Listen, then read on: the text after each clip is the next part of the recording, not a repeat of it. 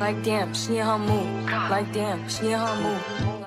What's up, y'all? It's your girl Jasmine, and I'm back with another video. In this video, I will be showing you how I do a closure sew-in using curly hair. And this braid pattern is going to be a little bit more different than what I've normally shown because she has a 6x6 closure, which, you know, makes for multiple parts. So, you know, I'd have to change my braid pattern if we want to make it so that, you know, your client is able to change your part. So you're going to start taking that crown area, like the forward. I don't even know what the real term for this area is, but you know, the first part of your head. You're gonna take that, you're gonna do some straight back cornrows, and then you're going to braid all the way back. So instead of braiding to the part, you know how you braid straight down from the part, you're actually gonna braid straight back. So that way when they split that closure, you can actually see the parts in between, you know, the closure. I don't use a cap. We're not doing that. I don't use a cap, and I rarely use adhesive doing a closure sew-in. I mean, honestly, I couldn't even tell y'all the last time I used glue and a cap. I don't do that. And I think that's why a lot of people come to me, because I am the glueless closure sew-in girl. Like, that's just something I do. I don't think people in this heat need to be dealing with no cap underneath that closure, and they don't need to be dealing with no adhesive. It's gonna get sticky. It's just, it's a mess. It's a mess. So save yourself some trouble, save yourself some hassle, and don't be doing all that for your client. Trust me, they gonna love you so much more, and they gonna come get it again. Okay, here's my braid down. So as you can see, we got straight backs at the top, then we're braided down to the side. I'm using my Design Essentials Peppermint Aloe Therapeutics Anti-Itch Grease. I love this on a braid down. It really just gives my client's scalp a cooling sensation after getting them braids, because baby, I'm a braider. Okay, I be gripping and braiding. So, and I'm not saying it's tight, but if you ain't used to it, let's just go ahead and give your scalp some cooling sensation, a little peppermint, a little bit of aloe, and my clients love this, so I use this all the time. This is probably one of my favorite greases to put on the scalp during a extensions, braid down, or a protective style. I use this grease a lot. My Design Essentials person, he know, like when he come, drop off about 8 bottles of that, okay? I need it. So I'm going in with my stretchy mesh cap. It's not even a cap, it's stretchy mesh, whatever, just to protect my client's hair. I do believe the mesh, you know, this helps the sew-in last longer. To me, it just holds everything very nice and compact. As we wash our hair expands. So I feel like the net really just helps to keep everything closely knit together. So you don't have to, you know, worry about your closure, like, well, your hair expanding and that closure sliding back, or your hair expanding in the, now it's bumpy, you know. That's why I use a net. I let some people choose whether they want to use it or not, but majority of people like, give me that net, girl. And I'm like, girl, let me put this net on you. So here I am giving her a net. And now we're about to get into, you know, the sew down of this closure. Now, she got this hair from Amazon. Honestly, it didn't feel bad. The closure did well. I did have to bleach it for an extended amount of time, bleach the knots, just to make sure that it was, you know, giving scalp. But other than that, I mean, the hair seemed fine to me. It seemed very nice. She liked it because her previous closure sew-in was with a kinkier texture of hair, and it was kind of hard to maintain. I just feel like with a kinkier texture, the closure has a tendency to bald, but with a looser texture, it doesn't do, you know, that much. You could easily brush it to the side, and it's not gonna, you know, give you no haggle. So I'm about to start sewing this closure down, and I'm gonna try to go through this step by step, because I've had complaints here on my channel about me moving too fast and just not telling y'all what I do. So I'm gonna try my best to talk through this, but I'm a visual learner, and that's a lot of why I just let the video play so you could see what I'm doing, because I'm a visual learner. But I'm gonna try to talk you through this. So first, you're gonna put that closure on. You're gonna slide that thing right into place. You're gonna slide it right where you want it to be.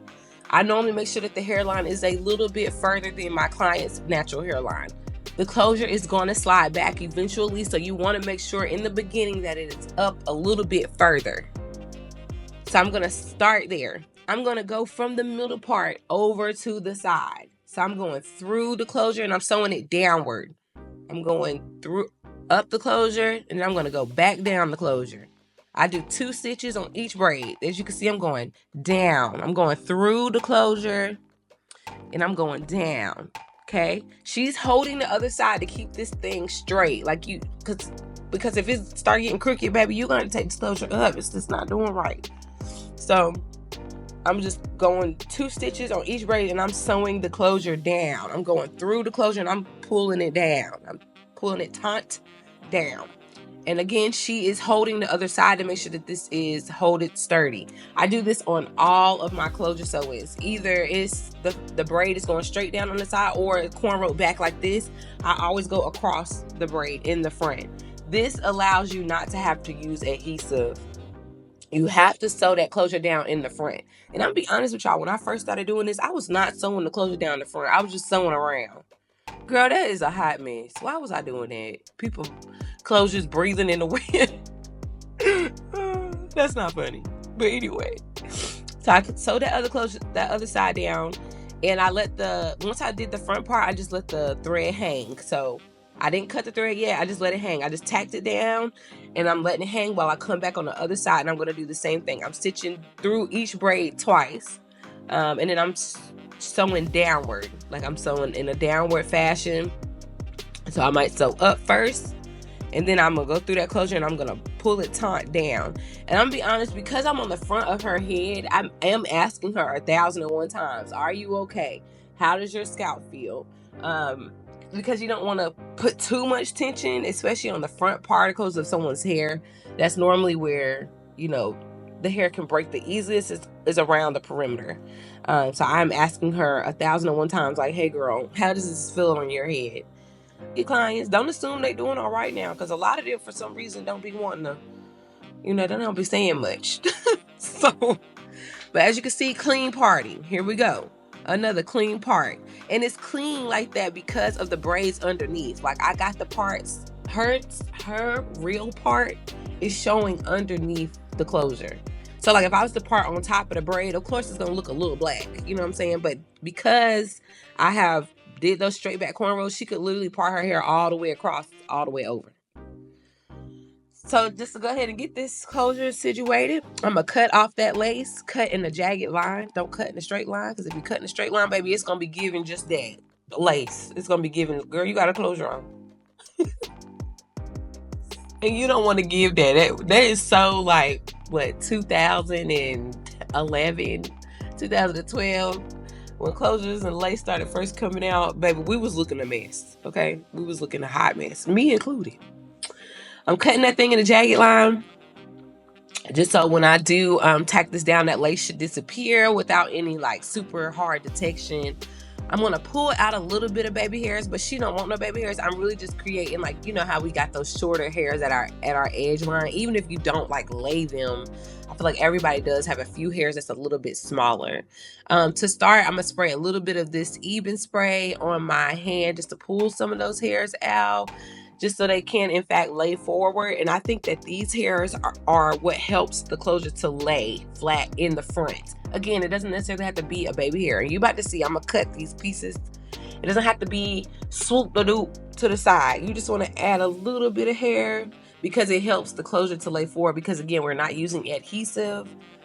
We have spray. We're using spray. And I tell my clients to maintain their closures using spray.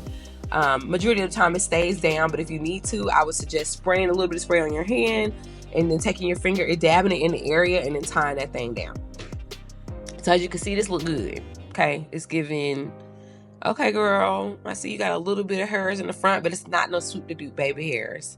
And that's what she was like, girl, don't give me that. I'm like, I'm not gonna do that, because you got to be able to maintain this. And then this is one of the clients I drove to Virginia to service. She don't live near me. She lived 4 hours away from me. So I need to give her the best that she could get for right now, because she's not gonna be able to get to me for at least another 2 months, you know.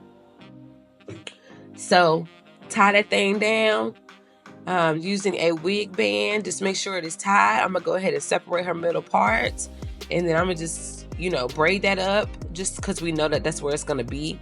And then I'm gonna continue with sewing in the bundles, and then I'll come back at the end of the video to show you all, you know, how this looks at the end. And how, you know, you might want to use a little bit of brush makeup just because of that spray. Sometimes it can leave a white cast, sometimes it doesn't, sometimes it does, but it's always good to have a powder of your own skin tone on hand, just in case. That is always just in case for lace closures. So if you are not subscribed to this channel, make sure you hit that subscribe button so you can see what's popping at the Pretty Lounge. If you like this video, please give me a thumbs up. If you have any questions, comments, concerns, go ahead and drop them down in the comment box and I'll be sure to get back to you. I appreciate every single person that views one of my videos. I have a lot to offer here on the Pretty Lounge channel. I have everything sectioned off into playlists, so if you are looking for tips or tricks of things dealing with hair, just go look at my playlist, okay? Because I do a little bit of everything around here. So give me a thumbs up if you like this video. And again, subscribe to this channel if you're not yet subscribed so you can see what's popping at the Pretty Lounge. Again, she got these bundles from Amazon. I thought they were so cute. Look at them. They look beautiful. I don't have the link, but if you ask me for it, I will go find it. Some people don't be caring, but if you ask me for it, I'll go find them. Thank you all so much for tuning in, and I will check with you all again next week. And yeah, stay tuned for the rest of this video so you can see how versatile this closure is. All right, y'all, enjoy the rest of your day. Peace.